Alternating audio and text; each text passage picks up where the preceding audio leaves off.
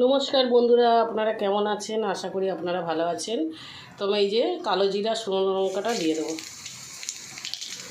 আর এইখানে এই যে সজনা পাতা ভাজা করব। একদম নিরামিষ রান্না করব, এর মধ্যে কোনো পেঁয়াজ রসুন দেবো না।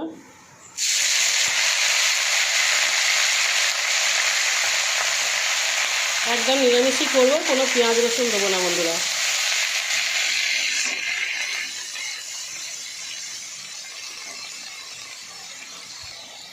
তো আজকের দিনে এই সজনা পাতা আমাদের খেতে হয়।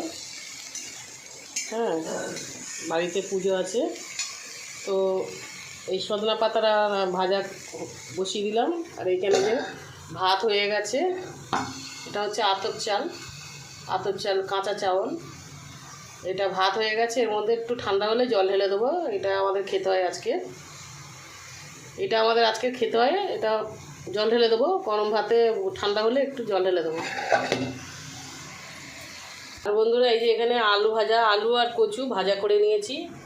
এখানে এই যে বেগুন ভাজা, পটল ভাজা, আর এখানে কাবলি চানা ভাজা, এগুলো ভাজা করে নিয়েছি। এগুলো খাবো এই জলঢালা ভাতের সাথে।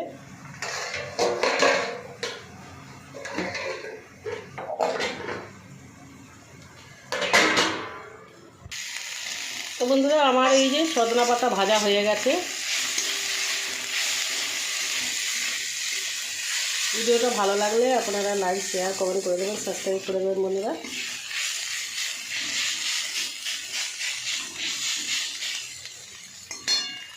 তো নমস্কার বন্ধুরা।